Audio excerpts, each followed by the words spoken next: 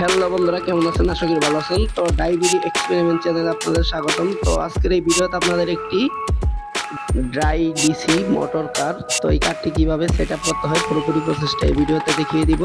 তো যারা এখন আমাদের চ্যানেলটিকে সাবস্ক্রাইব করেননি অবশ্যই চ্যানেলটিকে সাবস্ক্রাইব করে দিবেন।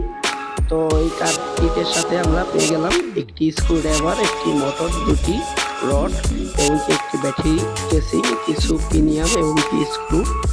তো চলুন পুরোপুরি ভিডিওটা দেখে আসি কিভাবে কাঠটি তৈরি করা যায়।